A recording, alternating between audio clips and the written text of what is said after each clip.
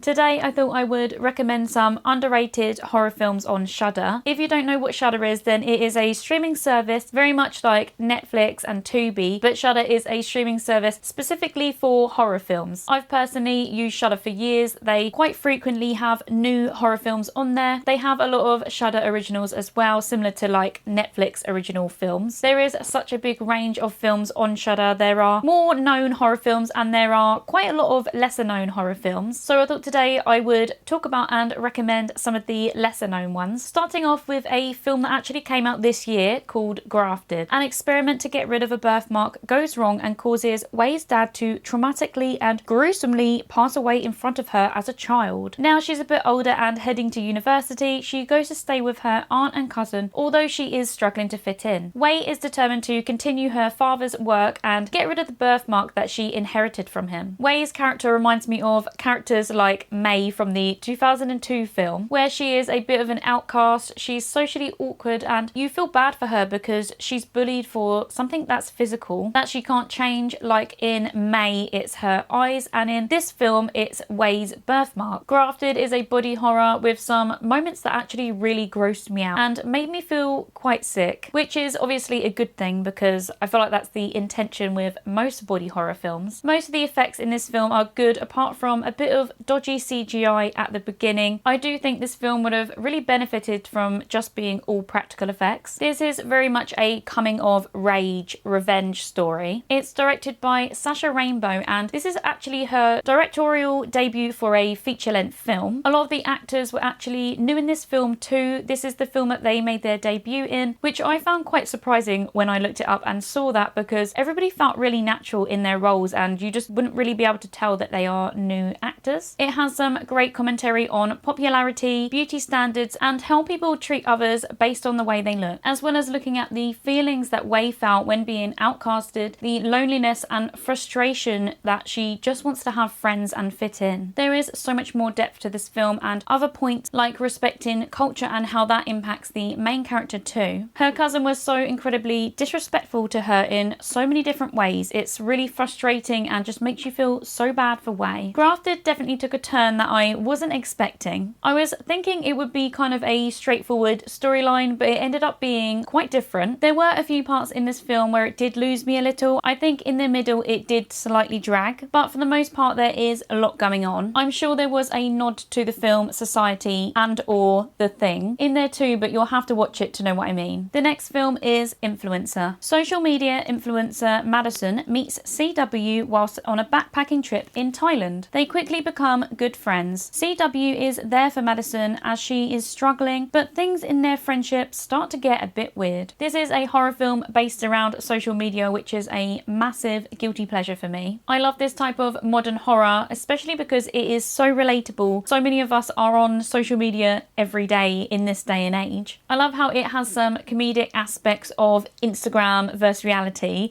especially with the main character portraying her life to be luxurious and going on all of these holidays and everything that she posts online to be looking amazing, and then her reality just doesn't reflect that at all, especially because she is going through so much. I think we all know somebody or have at least heard of people doing this in real life, showing their lives to be amazing online with holidays and luxury items, but of course day-to-day life isn't as luxurious as people can make it out to be online. Whether it's intentional or unintentional, I think we kind of all do it to a degree. Influencer is one that will keep you guessing and have you on the edge of your seat with some tense and twisty moments. It's very much a psychological thriller horror, very entertaining and fun. The cinematography is beautiful, being set in a country like Thailand and the main characters travelling to islands. It's all very naturey. It's predictable at times and does have some plot holes. It's quite a short one at being only 92 minutes long. The next film is Sissy. Sissy bumps into an old best friend that she hasn't seen in ages. Her friend invites her to come along to her bachelorette weekend away with some other girls that they also went to school with. Sissy is keen to reconnect with her old friend. She is wary of the others but decides it would be good to catch up. Unfortunately, the girls end up being anything but friendly and she's stuck at a remote cabin with them until the weekend is over. This is a great good for her revenge story. The characters are well written and the story has some depth to it. This film is really great at portraying how some people just never change from school. Some bullies just stay bullies for their whole lives. The character Sissy is also a influencer for mental health and well-being, which is funny because I didn't realise how many films on this list were social media based. I really did enjoy the uniqueness of how this film is shot and edited, and one thing I did love was the gore. My next recommendation is The Cleansing Hour. Two entrepreneurs make a living from their web show where they live stream fake exorcisms, claiming to their audience that they're real. Their show is popular and they have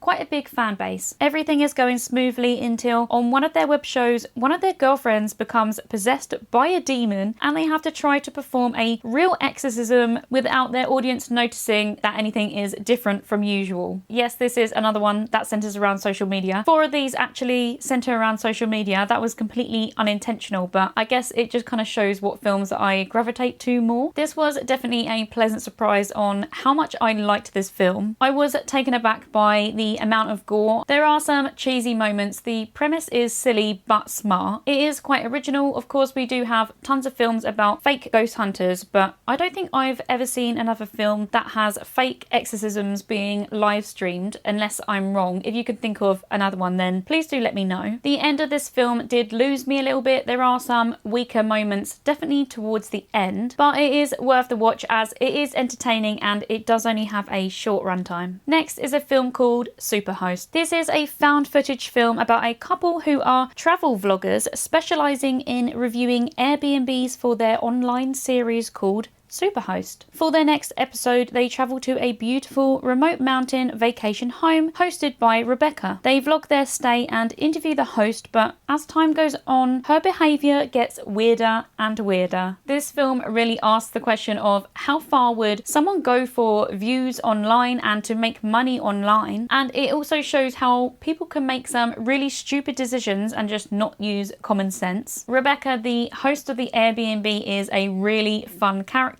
She's so interesting and she's definitely what really makes the film so entertaining and fun. Her character isn't completely original. There is another character that really reminds me of her, and I feel like if you've seen both of the films then you'll know, but I don't want to give it away, but if you know then you know. Next is a film from the late 60s called V. A priest is asked to preside and spend 3 nights with the body of a witch before her wake. His faith is tested when nightmare creatures come out to haunt him. I'm honestly not usually a massive fan of films from the 60s, but this is definitely an exception. There is so much going on in this film. It's very chaotic and over the top. It's very reminiscent of Evil Dead 2 in the best way possible. It does start off slower before it gets into the action, but it's definitely worth the wait, especially as this film is only 76 minutes long. The start is definitely not a reflection of where this film goes. The effects are really well done and really impressive for the time. The main thing that I love about this film is the weird demon creatures. They're all really creative and that's just what sold the film for me because I love weird little creatures, and in this film there are so many of them. This really does amp up the fantasy element to this film when they all start coming out. Not only are the weird little ghouls cool to look at, there are tons of really cool visuals in this film. There is so much stuff to look at. It is really visually pleasing. I love the cool moody tones of this film. When they show the witch, the colour palette goes quite cool and has a lot of blue tones. This felt very cold, maybe because she's dead, but it also felt quite magical. Next is a film called Hellbender. A mother and daughter live remotely together in the woods and spend their time making metal music. The teen girl is isolated without any friends, so when she sees another teen, she doesn't miss the opportunity to attempt a connection. This ends up causing a rift between her and her mother as she starts to uncover some family secrets. I really loved the relationship between Izzy and her mum. It's definitely one of my favourite things about this film. Hellbender is actually the name of their 2-woman band that they spend a lot of time playing in when they're not hanging out or hiking together. This is very much a folky coming of age story about finding yourself, knowing where you come from, uncovering truths, and why being honest is so important. It's quite a easy, chilled watch. There is some suspense, but it's not stressful. The natural woodland setting definitely adds to the calmness of of this film, which is a nice contrast to the metal soundtrack. Next up is a film called Daddy's Head. A boy is left to live with his stepmother after the sudden tragic passing of his father. They are both struggling with grief and trying to deal with this loss. The boy starts to see things around the house and realizes it's a creature that looks like his father's head. Obviously, this film is very centered around grief. You can really feel it with the characters, especially within their struggling relationship. They both feel so lost, and this film has an overall empty feeling. It's not really a film that's going to leave you in a good mood. The horror really got me in this one. The jump scares and just creepiness of things lurking in the shadows really had me on the edge of my seat. I do think this film had some genuinely scary moments, and the jump scares didn't feel cheap at all. The tone was off in a intentional way throughout the whole film. It makes you feel very uneasy and uncomfortable from the start, and that feeling just doesn't go away. I'm really not a massive fan of the name of this film. It did kind of put me off watching it for a little while. I'm glad that I did end up watching it because I was pleasantly surprised, and I do think this is a underrated film from last year. So there are a few of my underrated Shudder horror film recommendations. I actually have a massive long list of these, so if you want any more, then please let me know, because I can do a longer video next time, or I can just do maybe a few shorter videos. I did plan on uploading a lot more this year, and I do really want to start uploading a lot more because I am really enjoying making these videos and learning this whole new hobby. But unfortunately, my health hasn't really been great for the last few months, which is so frustrating because I have so much planned, so much that I want to do, and I just feel like I can't do it all at the moment. But hopefully my flare-up will end soon and I will have a bit of time where I feel a lot better, because I just feel like I am going out of my mind. I've wanted to film this video for quite a while, but I just haven't been able to. So I'm really glad that I've been able to film it today. If you have any other underrated horror recommendations that are on Shudder, then please leave them in the comments, and do let me know if you would like more of these videos. As always, thank you so much for watching, and I'll see you again in the next one.